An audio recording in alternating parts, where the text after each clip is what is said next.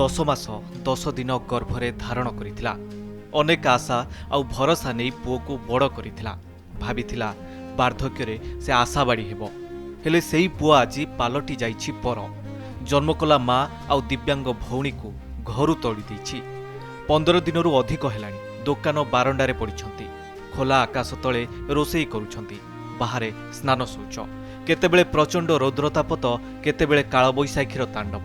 ଏ ସବୁ ସହି ନିଜ ଭାଗ୍ୟକୁ ଦୋଷ ଦେଇ ଲୁହ ଗଡ଼ାଉଛି ଜଣେ ଅସହାୟ ମା। ଏ ଅଭାବନୀୟ ଘଟଣାଟି ହେଉଛି ଗଜପତି ଜିଲ୍ଲା ପାରଳାଖେମୁଣ୍ଡି ରେଳ ଷ୍ଟେସନ ନିକଟସ୍ଥ ଶାଢ଼ୀ କଲୋନୀର। ବୃଦ୍ଧା ଜଣକ ହେଉଛନ୍ତି 61 ବର୍ଷିଆ ଭାଗ୍ୟ କରଡ଼ା। ପୁଅ ବୋଉ ମାରିକରି ଘୋଡ଼ାଇବାର ଭାରି ଆସିଲି। कौन पे मारले? ସବୁଦିନରେ ଆଜ୍ଞା ଆଜି ନାହିଁ ସବୁଦିନରେ ମାରିକରି ଏଠି ରହୁନ ତୁ ଭାରି ଯା ବୋଲି ଆକେ ଘୋଡ଼ାଉଛନ୍ତି। पुओ कौन करची? ପୁଅ ମେସ୍ତ୍ରୀ କାମ। एबे तू जाऊनु केते दिन लाइट आई अछु? ଏବେ ହେଇଯାଉଛି ଗୋଟେ 4 ମାସ ପରେ ହେଇଯାଉଛି। ନା ସାର୍ ତାଙ୍କେ ମୁଁ ଆସିବାଠୁ କେବେ ତାଙ୍କେ ମୋତେ ଭଲରେ ଦେଖିନାହାନ୍ତି। ଖାଲି ଆସିବାଠୁ ଖାଲି ଝଗଡ଼ା ହିଁ କରୁଛନ୍ତି। ଆଉ ତାଙ୍କୁ କହୁଛନ୍ତି ନା ଏ ଘରେ ତୁମେ ରହିବାକୁ ହେବନି, ଏ ଘରୁ ତୁମେ ପଳେଇଯିବ, ତୁମେ ସାହି ଲୋକ କାହା ସହିତ କଥା ହେଲେ ମୁଁ ଶୁଣିବିନି କହୁଛନ୍ତି। ସବୁବେଳେ ଗାଳି ଦେଉଛନ୍ତି। ଆମେ ତାକୁ ମାରିକି କାଢ଼ିନୁ, ତାଙ୍କେ ହିଁ ନିଜେ ବାହାରି ପଡ଼ିଛନ୍ତି। ଆରେ ତାଙ୍କେ ସେମିତି କହୁଛନ୍ତି ସାର୍। ହଁ ତାଙ୍କେ ଆସିଲେ ଆମେ ରଖିବୁ, କ'ଣ ପାଇଁ ରଖିବୁନି ଆମେ। ପାତ୍ର ଇଲେକ୍ଟ୍ରୋନିକ୍ସ संपर्क एक भरोसार। निज नारे घर थाई मध्य आज भाग्य बासहरा। पुओ ओ बहु झगड़ा करी आसुथिले। शेषरे घरू बाहर करदेले। एपरी परिणत बयसरे दिव्यांग झीटी को धरी दुकान बारंडारे आश्रय नहीं। किंतु कौन बा करिवे?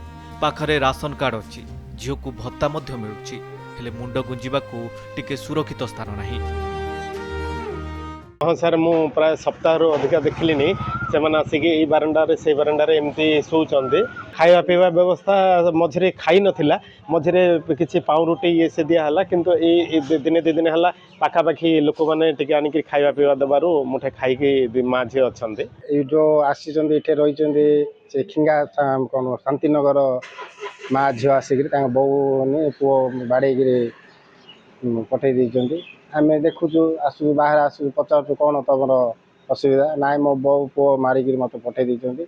ଆମେ ଦେଖୁଛୁ ଆସିକି ଟିକେ ଯାହା ଆମର କର୍ତ୍ତବ୍ୟ ସାହାଯ୍ୟ ସହଯୋଗ କରୁଛୁ ଟିକେ। निज रक्त जेतेबेले शत्रु साजे सेतेबेले दुनियाटा अंधार दिसे। पुअर एभली कार्य को देखि स्थानीय लोके दुख प्रकाश करने सह प्रशासन सहयोग लड़िछंती। Gajapati Sitanath Panda report, Kanak news.